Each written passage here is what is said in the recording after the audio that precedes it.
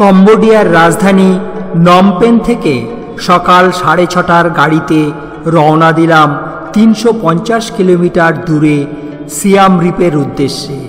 সময় নেবে প্রায় 6 ঘন্টা। নমপেন থেকে সিয়াম রিপ পর্যন্ত প্রতিজনের গাড়ি ভাড়া ভারতীয় মুদ্রায় 1095 টাকা মাত্র।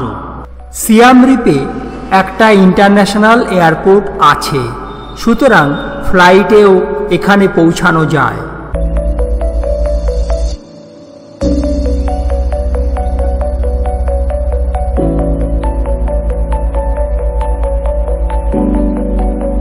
চা বিরতির জন্য গাড়ি থামল একটা পেট্রোল পাম্পে।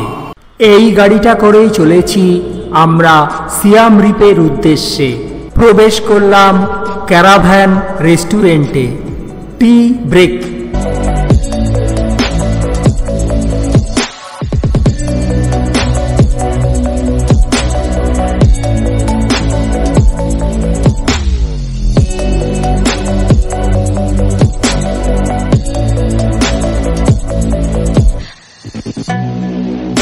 আজ 27শে ফেব্রুয়ারি 2024 মঙ্গলবার। ছাত্রছাত্রীরা সারিবদ্ধভাবে চলেছে স্কুলের দিকে।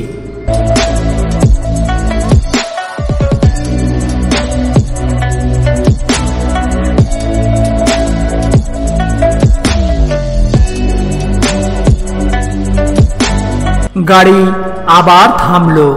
এবার ব্রেকফাস্টের বিরতি। এবার কম্বোডিয়াতে ঘুরতে এসেছি আমি একদম একা।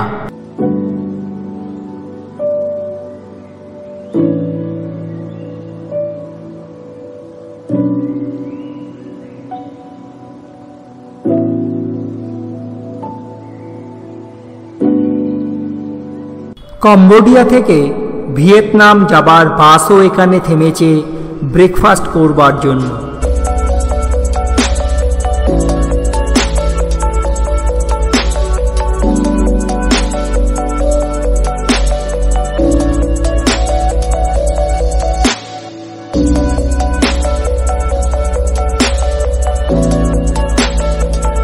কম্বোডিয়ার ট্রাফিক রুল ইউএসের মতনই, অর্থাৎ গাড়িগুলো এখানে লেফট হ্যান্ড ড্রাইভ।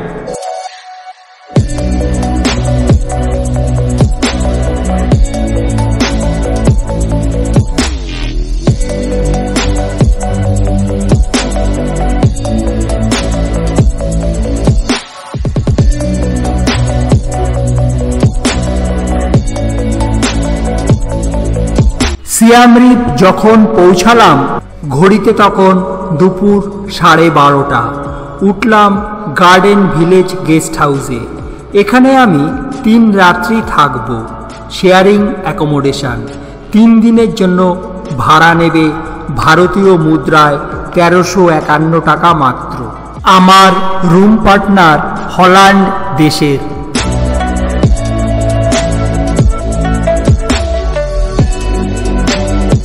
গেস্ট হাউসে তাড়াতাড়ি লাঞ্চ খেয়েই রওনা দিলাম। 25 কিলোমিটার দূরে floating village conducted tour. Per head $25। এই টিমের মেম্বাররা এসেছে Korea, United kingdom, France, Sweden, Australia থেকে, আর একমাত্র আমি ভারতীয়।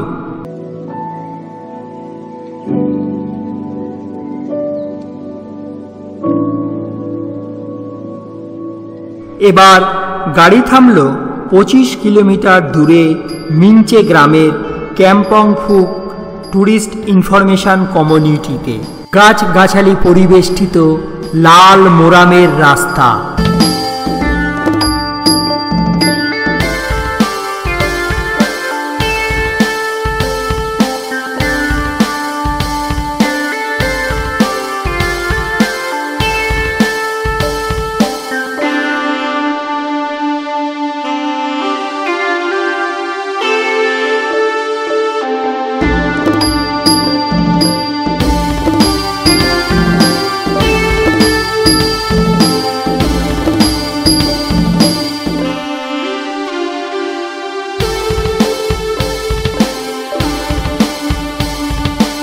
দুপাশে বিস্তীর্ণ ধান ক্ষেত, গাড়ি এগিয়ে চলল।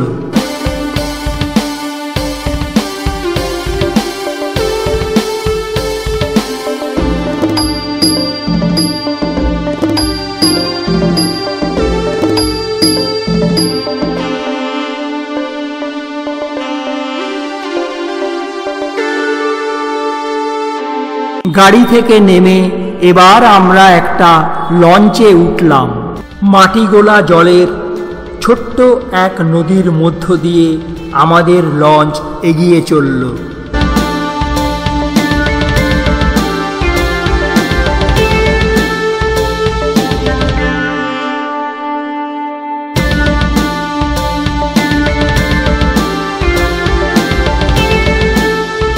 পায়ে হেঁটে নদীর এপার থেকে ওপারে যাবার জন্য তৈরি হয়েছে বাঁশের সাঁকো।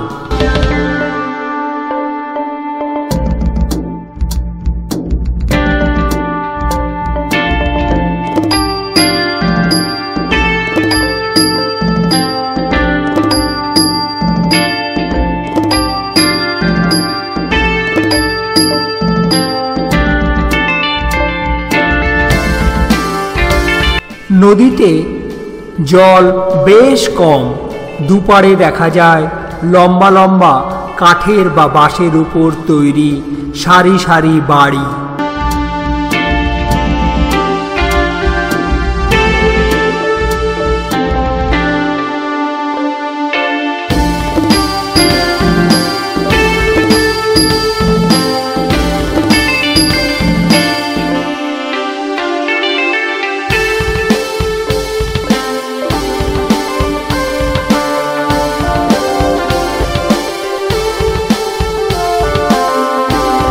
এই মহান বিচ্ছু ছেলেটা এসেছে কোরিয়া থেকে।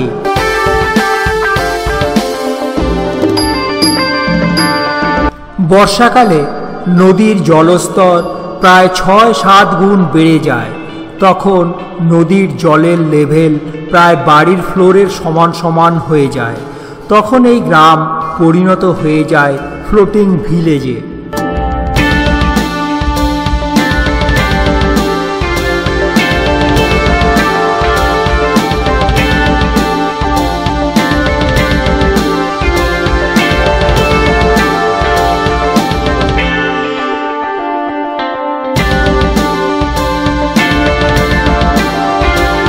লঞ্চ থেকে নেমে এবার এলাম ক্যাম্পং ফ্লুক গ্রামে। প্রথমেই চোখে পড়ল গ্রামের এক বুদ্ধিস্ট মনাস্ট্রি।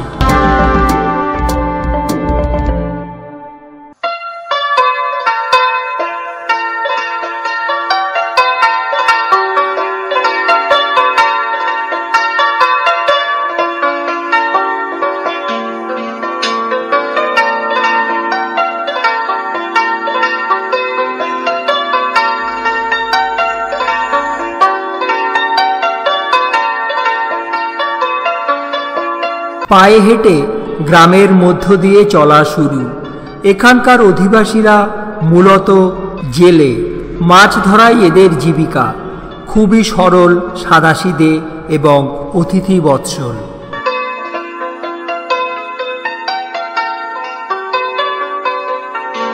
এটা হলো গ্রামেরই একটা স্কুল।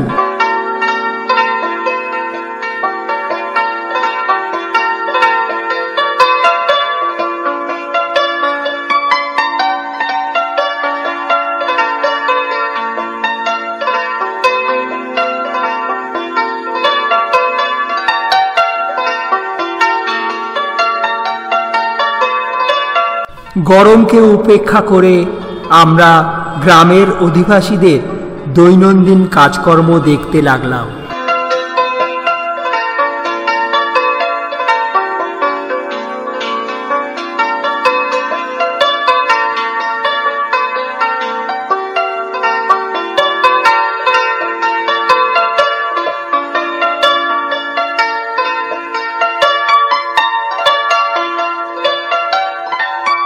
কিছু লোক আবার তৈরি করছে হ্যান্ডিক্রাফটের বিভিন্ন পসরা।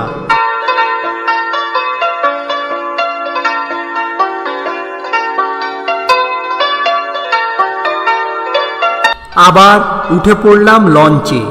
এবার সাংকাও নদীর মধ্য দিয়ে আমাদের যাত্রাপথ।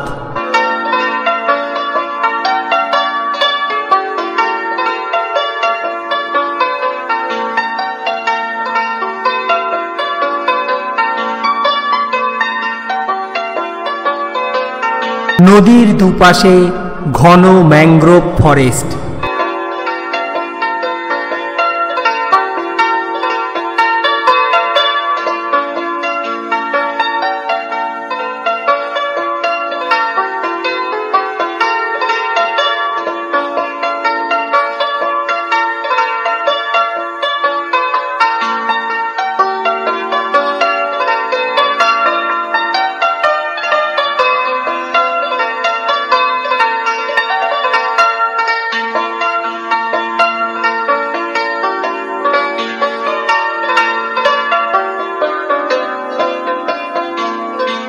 ধীরে ধীরে নদী চওড়া হতে লাগলো। প্রবেশ করলাম টোনলে স্যাপ লেকে।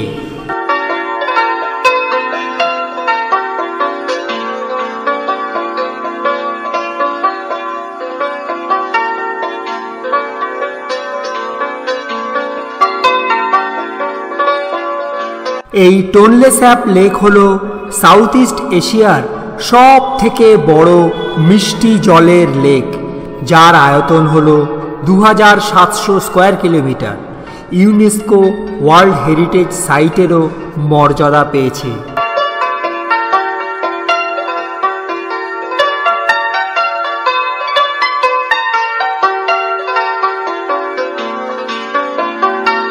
লঞ্চ এসে থামল একটা ফ্লোটিং রেস্টুরেন্টে।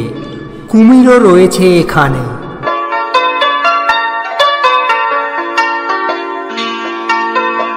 ভাষাহীন এক অপূর্ব পরিবেশ, এ শুধু অনুভব করবার।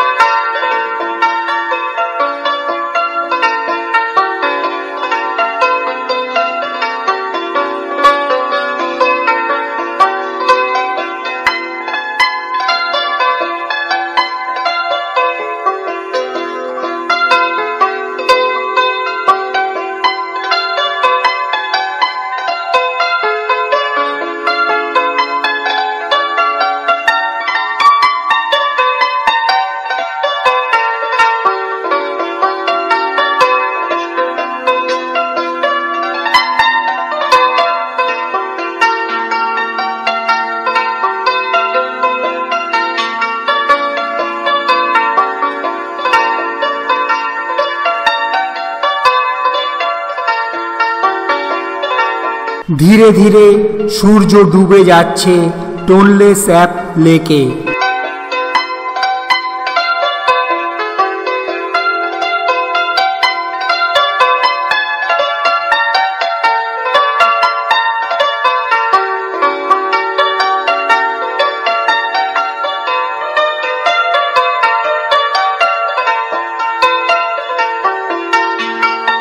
লঞ্চে বসেই এক মায়াময় সূর্য ডোবার দৃশ্যের সাক্ষী হয়ে রইলাম। সন্ধ্যা হতেই রওনা দিলাম সিয়াম রিপের গেস্ট হাউসের দিকে।